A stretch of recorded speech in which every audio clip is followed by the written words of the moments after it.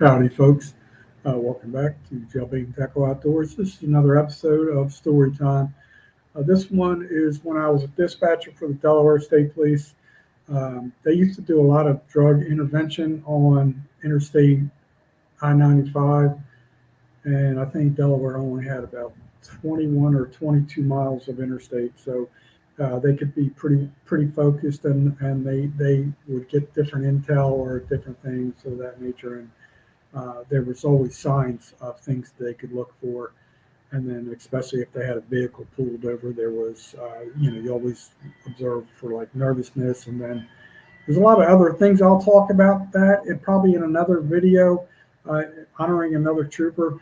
But on this particular day, I was dispatching on the radio, had a very good rapport with those troopers on the interstate. They knew they could trust me because I was there. I was doing extra things to help them in their efforts for drug intervention. Passing through state of Delaware, eventually, most of its goal going north was to go to New York and New York City. So on this particular day, I know it was daytime. I don't remember the time of day it was, but a Trooper Wintermantle. I'm trying to remember if he was. I couldn't remember if he was a corporal or sergeant at that time. I guess it doesn't really matter. But he was a good trooper. He could take care of himself. Uh, I'd have to guess he was probably 6'2", 6'3", prototypical type. I don't know. He probably weighed, I don't know, 215. I don't know, something like that. But he was good shape, good trooper, smart head on his shoulders, and he pulls over a Ryder box truck. And through his dialogue with the driver, he determines that something's just not right with the driver. He was very nervous, shaky hands, and just just through his instincts as a trooper. So he started asking him about his cargo. What's his destination? I don't remember all the specifics, but uh, the trooper, I don't know the exact. I don't remember. It's been so long ago. Like this was probably the mid '80s, roughly. Like could have been '87. I don't know, somewhere in that time period. But the trooper ends up. I think he may have detained the driver, or I don't remember.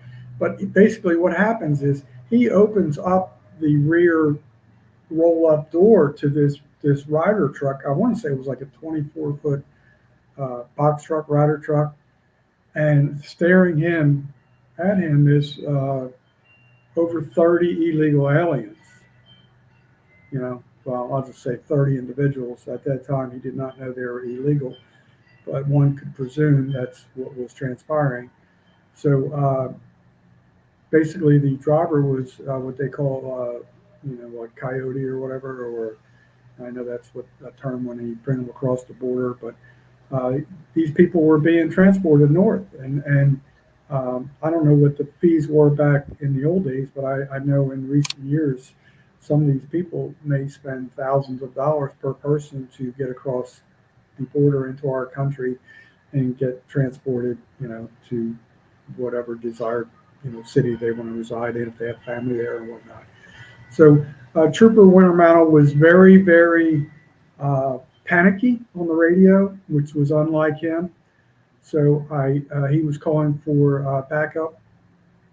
I don't remember the exact dispatch, but it was something like, don't quote me on this. I'm pretty sure he said 24A 1018, which means he needs assistance for like ASAP. 1018 is ASAP, as soon as possible.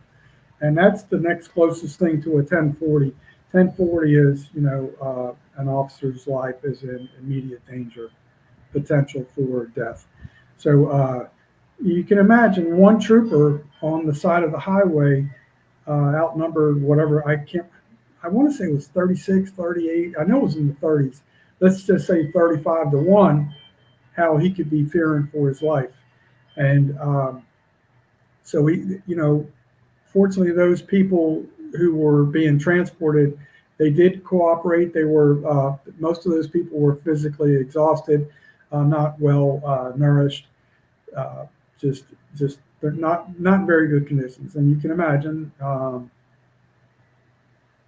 that transport vehicle was also their resting quarters, so to speak, and also their restroom, because it's not like they're going to all roll up to a rest stop and all get out at the same time out of because that would be too obvious.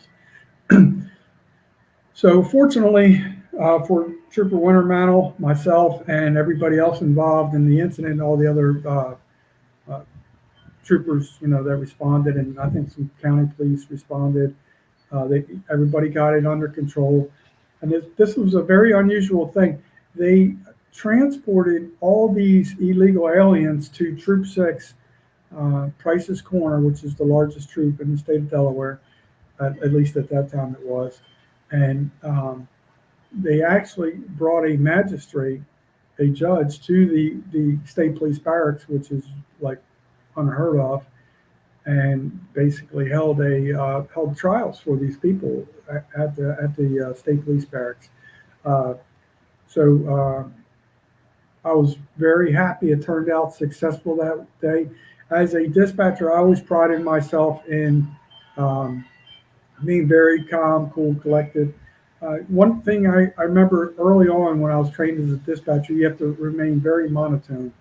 And it's been very hard for me to shake that, because for many, many years when I would talk to people, I would just talk very monotone, with no influx in voice up or down. And I know I've gotten out of that somewhat. It just, but one of my goals was to never have an officer lose their life while I was on the radio. I prided myself in that, and fortunately, that never did happen. I was concerned based on the trooper, his background, and the panic in his voice, so I realized there was something important that needed to be handled rapidly. So in situations like that, you immediately um, we had a pretty sophisticated console for that time period. We had communication with other buttons on the screen you could punch and directly dialogue. We had like little headsets and directly dialogue with certain other police departments. But in a situation like that, the first thing I always did was uh, have a canine deployed immediately, or it may not be in this order. When possible, try and get the helicopter up in the air. The state police at that time, I think, had 3 or 4. Get the helicopter up in the air in case people run. Then get the dogs deployed, or responding to the area. And obviously, you're going to have your other backup that know what's going on. But the most important thing you can do as a dispatcher in a crisis situation, we called it a 10-100. 10-100 demanded radio silence. So that way, the the trooper's life who was in danger, you could have communication with him. You don't want a bunch of other people getting on the radio. I'm responding. They could be responding from 10 miles away and not helping, but could be causing potentially fatal harm to the trooper because he cannot communicate his message. He could be trying to tell you people have weapons, or it's okay, or different things of that nature. When troopers are, I shouldn't say just troopers, when police officers are responding to a high pressure situation where death could be imminent, you don't want responding officers get killed in a car accident trying to expedite their assistance and run off the road when it could be prevented if we knew that everything was under control prior to that. So 10-100 is mandatory. That was back then. I'm sure it's still mandatory to this day because it was nothing but 100% common sense. So a lot of times what would happen during a 10-100, let's say somebody was coming out of court, had their radio off, they would turn the radio on, and then they would say they're 10-8, which was back in service. That was the only acceptable time somebody would be allowed to communicate because they did not know there was a 10-100. As a dispatcher, all you would say is 10-100, and that was it. They knew to go to the other channel, which is a data channel. Then they could be informed. Hopefully, they could be close in proximity and, you know, assist. So that's it. I mean, those I love being on the radio for like high speed chases, anything anything involving, I call them my brothers, my trooper friends. There was many instances. It, if I was on the radio, now I am going to toot my horn on this. I don't like tooting my horn, but I knew Newcastle County so well. If there was a high speed chase and I was on the radio, I knew how to communicate with other agencies like bing, bing, bing, bing, bing. And I'm going to do a series of more type police related stories that it takes a special person to be able to think quick on your feet and just make the right instinctive moves. And I'm not just saying me, there were some other excellent dispatchers, but I would say most dispatchers that I worked with were average. There were some that were high quality. Some of the other agency that we worked with, there was some good dispatchers there, and there were some that would just totally panic on the radio. If you show panic as a dispatcher, then everybody else is going to panic. If you remain calm and just like chill, just let everybody know, all right, don't worry. You know, you don't say don't worry, but just let them know Trooper 4 is in the air, K9's on the way, other agencies been notified, Bridge Police been notified. You know, if you just, whatever situation, like if it's a high-speed chase, but obviously in a 10-100, you're not going to do all that dialogue I just relayed to you. But it's very important. So I guess it, like anything in life, if you're in any type of crisis situation, the more you keep calm, the better the outcome should turn out. But anyway, that's it for G Money Story for today.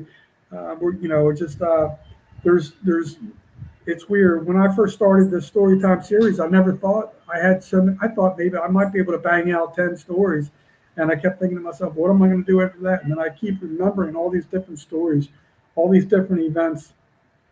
So I'm going to probably do a series of more law enforcement related ones. They were special to my heart.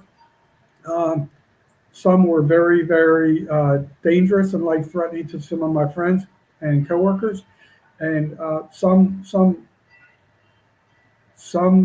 of the stuff I will portray honestly.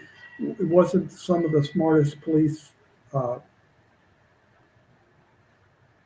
tactics that were trained to the troopers. Officer survival was always a big topic that I investigated a lot. Many of my trooper friends were really big into that, and we would often have dialogue. What would you do in this situation? Why would you do this? And they train that in the police academy. And a lot of the police academy, the Delaware State Police Academy instructors would talk to me about different situations. How would you handle it yourself? So it was really good, really good. It was never anything that that part could never really help me on the radio, but it helped me to understand how to communicate better with what they could potentially be going through. A traffic stop could go from nothing to 100 in like literally just like one move of a hand or something like that. So anyway, I appreciate you tuning into another episode of Storytime.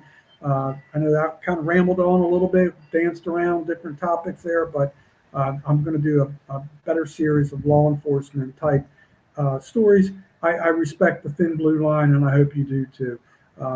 Please, always respect the officers. If you can, buy them a cup of coffee. Most of them get it for free anyway. But anyway, if you can thank an officer today, thank them tomorrow. Appreciate you tuning in.